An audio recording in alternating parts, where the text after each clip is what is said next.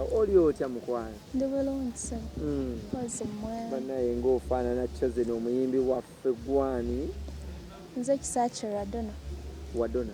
Radonna. Radonna. Yeah. Chozen oli mwana wa kumeka mu family y'abachozen? We are 4 sisters, nze ndi wakubiri.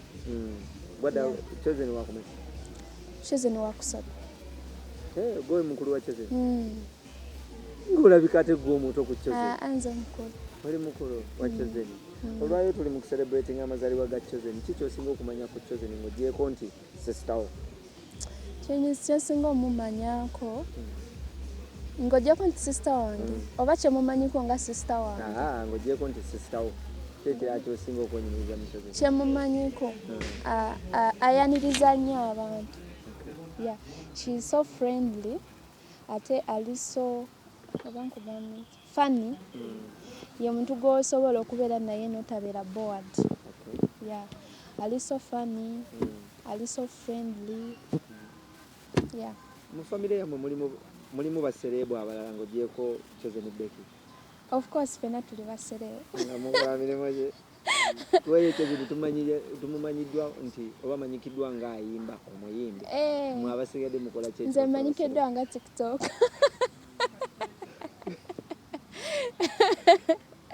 Tulina muno omuserebu ajja very soon. Era twabadde tuli awo tuli ekibozibozi nti omu ku baganda ba Chozen agenda naye kuyimba, yatandise okuyimba. Yeah, bambi she's trying. Omanyi omuntu obanga ayagala ekintu so alemerako. So ali kushinga naye katusabe Mukama amukwatireko. Gundi yamu-inspiringa muganda we Chozen Becky? Of course talina buzibu. Amukwatiramuko n'amuyambayambamu? Wekyetaagisiriza. Yeah, amuyambako. Ate manyi mwe mubeera Masaka, Chozen abeera Kampala? No. Abasinga bwe balowooza. No. In fact, Masaka navaayo dda. Yeah, I stay with her. I stay with my sister. Bwe yavaayo najja n'ayiiya naawe n'olyoka omugulu? Yeah, in fact, abasinga we are staying with her. Kuba ne muganda wange mukulu naye tubeera naye. Nange mbeera naye. N'oyo agenda okuyimba naye twadde tubeera naye. Yeah. Ka surprise wakategeddeko kano? Ka surprise honestly bakansuddeko ggulo nange yesterday evening. Ne bakaŋŋamba nange ne neetegeka nenzija. Nojja. Tulabye Chozen Becky ali mu mukwano ogutagambika n'omukulu Amir. Amir y'omumanyi bulungi? Oyo mumanyi bulungi. Mumanyi bulungi Mola. Omumanyi nga ali Amir, Dictator Amir? Mumanyi nga umanyi nga munne wa sis. Yeah. Munne wa sis oba otegeeza ki? Best friends, the lovers, byonna. Okay. Talina buzibu? Talina buzibu bana. Yajja n'akyaleeka? Talina. Mami amumanyi? Ya mami amumanyi. Mami amumanyi naye nga officially tannaba bakyetegeka. Yeah. Era mwandibadde mutegeera. Ate nze munnaye nze mmanyi. Simanyi nange. Era nti erabika obeera tefa sinayo mpulira. Nga bakyankalana mukutu. Pozi bakyankalanira eyo nga siriiwo naye in front of us tulaba just mulaba mukwano. Tulaba love njereere. Chozen Becky ntanda ki gyoyinza omumusibirira nga gwe sister we? Nyanza sister we. Entanda gye nyinza omusibirira just abeera down to earth nga waali because amanyikiddwa ng'omwana ow'empisa mu industry. Njagala keeping that abeere down to earth, abeere ng'ayaniriza abantu nga weyekwasa ne Mukama. Wali omanyi nti nno muganda wanaafuuka kyafuuse sana? No, nali sikirootanga nako. Wali omanyi nti agenda kuba mulunzi wa mbuzi wanti? Era nga omanyi bw'omukulira ewaka nga tetubadde tumanyi future. Mwenna mwerabaawo nga bw'oba n'olibeera ki oba olibeera ki naye Mukama y'ayamba. Mu buto bwammwe mwabeeranga mwenna mu kyalo, biki bye wasinga okulaba nga ku Chozen Becky n'olooga kuba omubeerawo n'ogamba naye ono omwana ffujjo lye ajja kubeera dokita oba ono atuuse okulunga? No, of course yayagalanga nnyo okuyimba, ekyo kyo yakyagala kuba yakitandikira mu senior 2 I think yali jubili ya maama we yayiiya oluyimba najja n'alutuyigiriza buli omu n'amuwa paati gyagenda okuyimba kati kweyo jubili manager we yamulabira eyamutandikako in the beginning eyamuconnectinga ku Nick so kati yava buto ng'akyagala ng'era awandika obuyimba nga ne mukyakya ayimba ng'olaba ekintu akyagala ng'era alemerako nnyo so mugenda ogirawo muti ng'akiboto tugenda ogirawo tuti twakisuubira naffe in fact oba naliwa nze nali namusooka e Kampala nali Kampala namusooka nali nfunye omulimu nali nkola mu dayalo bwe namala senior 4 ne banfunira omulimu awo ensangi ng'olwo olina emyaka ena I think I was 19 iwaveewoka ng'ebintu byonna biri alyadda bwotyo si kubiryalya just nali ngenze kukola nali nfunye omulimu gwe banfunidde nga ngenda kuba nsula ng'omuntu wanaakufunira omulimu ng'osula kati ngenda kukola mu dayale nga ngende wa boosi wange then nenkomawo nenkola myaka wavaayo ng'olina emyaka 19 kati olina emeka now I'm 24 musingako omwaka guno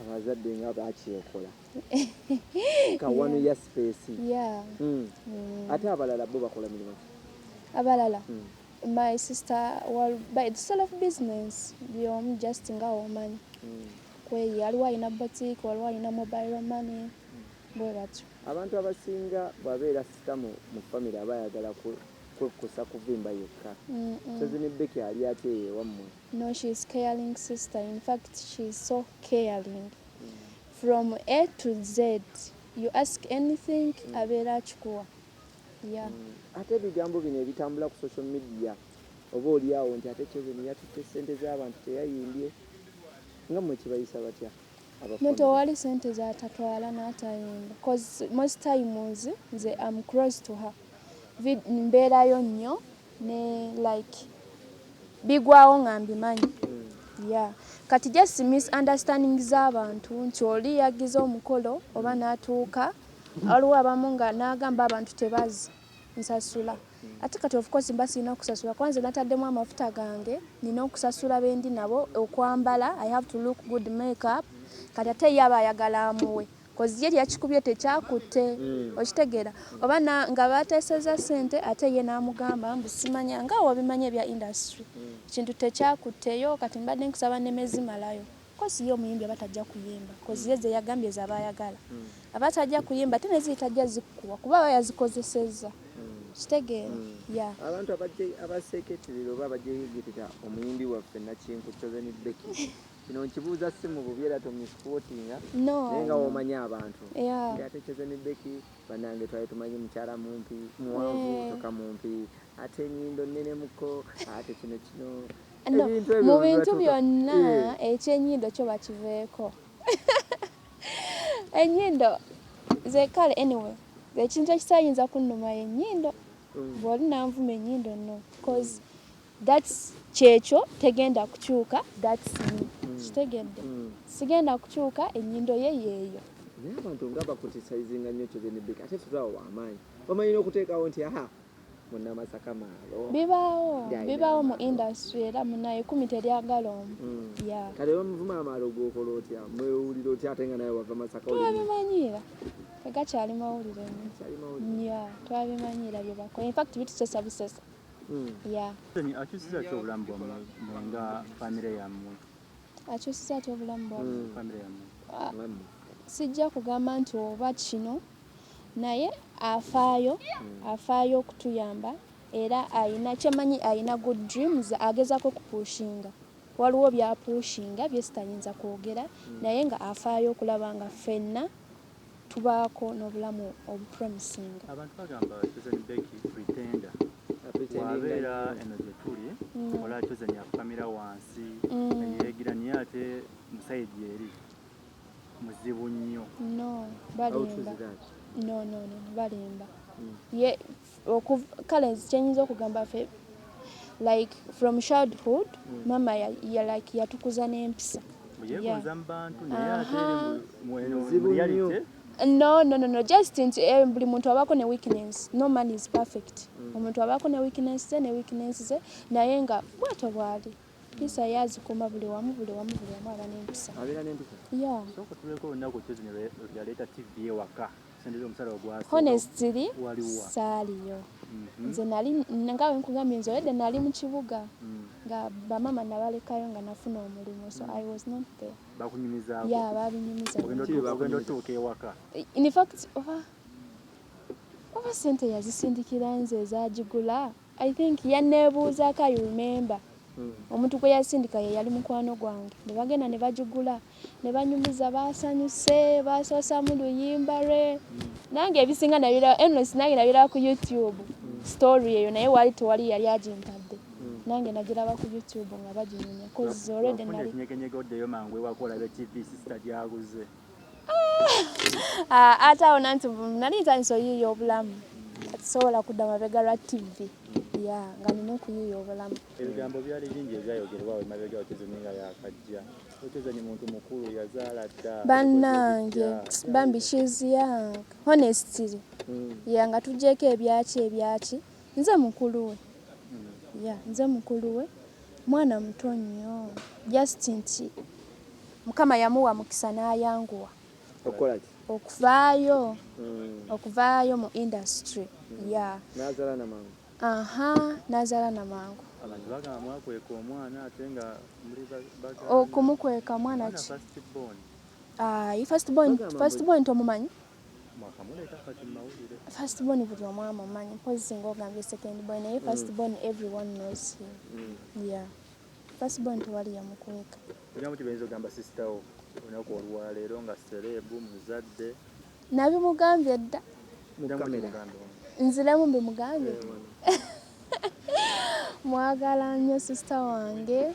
Mwebaza okutufaako bambi. She's a caring sister. She's a loving sister. So a lot. Mwebaza obutatusuulirira. Afaayo from A to Z. Bambi mwebaza n'ebyo birooto birungi by'alina eri obulamu bwaffe. Era mwebaza n'okwagala abantu. Okubeera down to earth. Nsaba Mukama amumpeera obulamu, amuwangaaze ate amuwe omukisa. Amwongereko. Kitoyinza osaba muko. Muko? Saawe. Muko musaba ekintu kimu bwekiti. Ogambye otya? Kiki kyoyinza okusaba muko? Kyenyiza saba muko. Muko just musaba kimu ayagale muganda wange. Nze mmanyi love is first, then ebirala ne bigoberera. So amwagale not because of what, naye amwagale as she is. That's all. Abasinga basaba emikolo. Zaake, honorable Zaake kyagambye. Of course nkiwagira. Ekyokumuteekako empeta? No problem. Tetukirinaako buzibu. In fact twakirindirira dda. Yeah. Abasinga bakamulumye. Naye nga bagamba beeyagadde nnyo naye empeta naye teriyo, mukolo kiki? No. Ebintu big time. Ebintu byetaagisa time. Everything comes in the right time. Yeah. They need the right time. Then obali kyagalira.